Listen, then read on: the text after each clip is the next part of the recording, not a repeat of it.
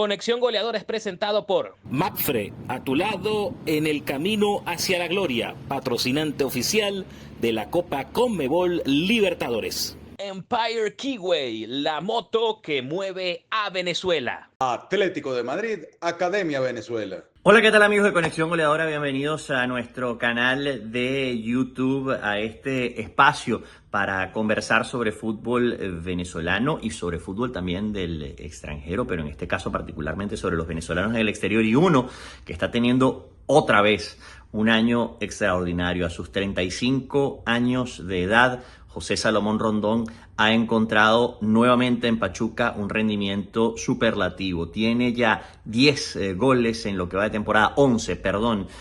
incluyendo además lo que hizo con la selección venezolana de fútbol. Y si metemos todo eso en un saco, nos damos cuenta que 6 de esos goles los metió en los últimos 5 partidos. 3 al Necaxa con un hat-trick espectacular para terminar de catapultar al Pachuca cerca de la zona de clasificación. Antes de eso le había marcado al América en semanas antes, y ahora en la liguilla justamente Rondón termina logrando el tanto que le da el acceso al equipo de los Tuzos a la siguiente ronda de esta liguilla, valga el término, a los cuartos de final en todo caso de esta liguilla de la Liga MX, con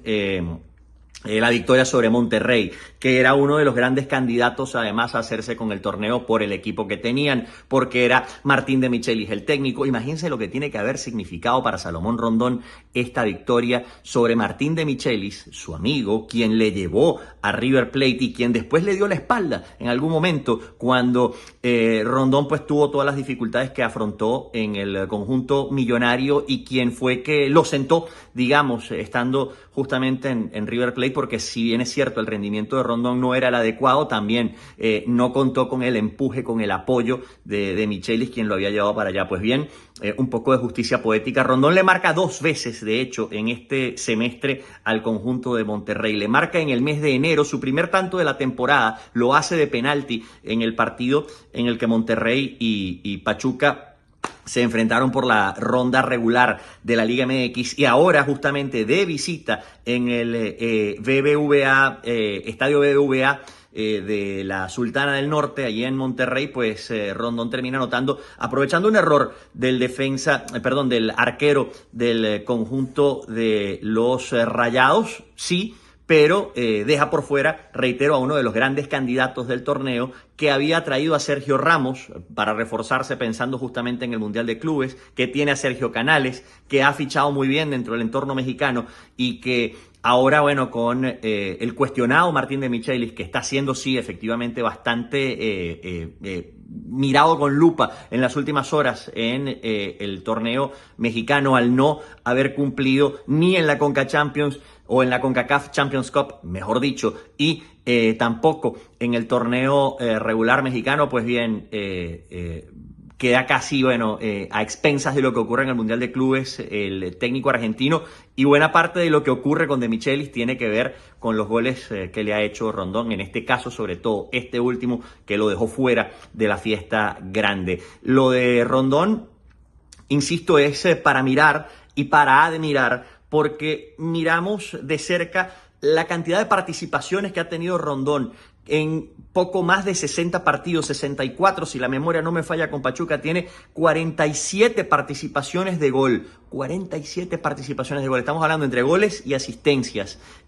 Se ha convertido en el eje del ataque del equipo de Guillermo Almada, por más que John Kennedy llegó metiendo goles y siendo una figura importante, por más que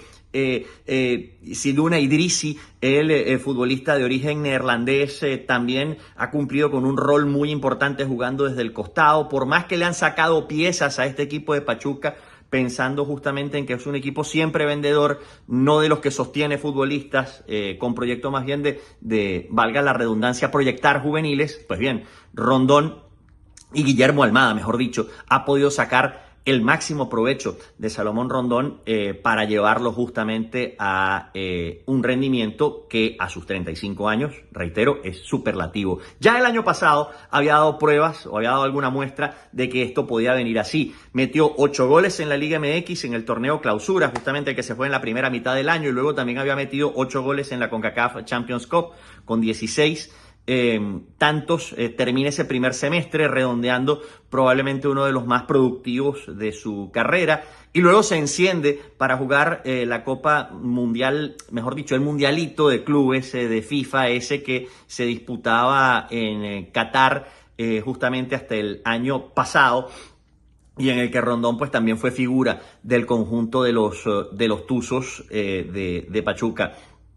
Ha encontrado felicidad Rondón en México, ha encontrado una especie de isla tranquila para poder catapultar su carrera nuevamente a el máximo nivel, al menos en lo personal, en su rendimiento, en cuanto a lo que él puede ofrecer. Ya no sé si es un delantero. A mí me queda siempre la sensación de que Rondón es un delantero que hoy en día, con la experiencia que tiene, con lo que juega de espaldas al arco, con lo que puede anotar, es un delantero que te podría ofrecer unos 8 goles quizás en una temporada completa en un equipo de mitad de tabla para abajo en alguna liga europea interesante como España o como Portugal, por ejemplo. Quizá en Portugal a lo mejor puede sacar un poco más de rendimiento, en una liga como la francesa, pero Rondón ha elegido en este caso quedarse en México, priorizar en este caso el bienestar de su familia, y que además en México no es que está recibiendo 2 centavos tampoco, ¿no? Está ganando una buena plata, y eso es muy importante también en esta etapa de su carrera, que digamos es la final, entre comillas, pero si así es el final, imagínense cómo viene, ¿no? Yo creo que lo más interesante además, muchachos, es que Rondón logra esto motivado de alguna manera por lo que puede conseguir con la selección venezolana de fútbol, y es que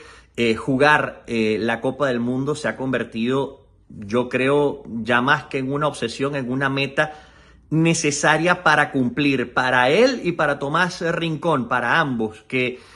de alguna u otra forma pues quedaron a deber en algún momento en ciclos pasados, donde Venezuela se suponía tenía mejores condiciones para clasificar, no mejores quizá que las de ahora, pero sí tenía buenas condiciones, que venía de hacer eliminatorias muy interesantes como la de 2014 y la de 2010, y en ese contexto creo que cargan un poco ellos dos con el peso en los hombros de haber fallado en ocasiones anteriores. Es cierto, la Federación Venezolana de Fútbol fue un desastre durante esos años. El caso FIFA Gate sacudió realmente todos los cimientos de lo que había en la FBF, y obviamente eso dejó algunos baches, algunos huecos en las participaciones de estos futbolistas, que ahora que se encuentran con otra realidad, con otro contexto distinto, sin especificar de dónde viene o por cómo llega, simplemente es un contexto más favorable, pues bien, están motivados y con ganas de terminar de hacer una tarea que para ellos, insisto, suena a cuenta pendiente. Pero ellos no van solos, y esto es muy interesante lo que está pasando con los delanteros de Venezuela, sobre todo, ya repetimos lo de Rondón, con el rendimiento superlativo que tiene, que además a mí me hace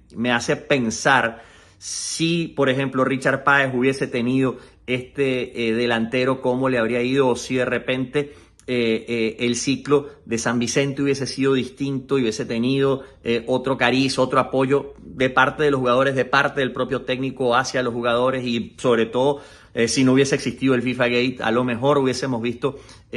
otras versiones mucho más productivas de Rondón con la selección, que entre paréntesis sigue siendo el goleador histórico con 47 tantos en la Vinotinto. No es para nada desdeñable ese número,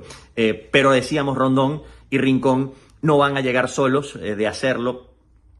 Tienen además el apoyo en este caso de otros que se han encendido también de cara al gol. Y qué bien le hizo a Joseph Martínez la convocatoria para estar en esta pasada doble fecha. Y sobre todo creo que el partido que hizo interesante desde lo táctico contra la selección peruana. Llegó a Estados Unidos, volvió a reencontrarse con las redes, tiene ya 122 goles en su historial como futbolista de Major League Soccer. Sigue acrecentando, sigue incrementando su leyenda, está solamente 4 del cuarto lugar en la historia de la MLS como máximo artillero histórico.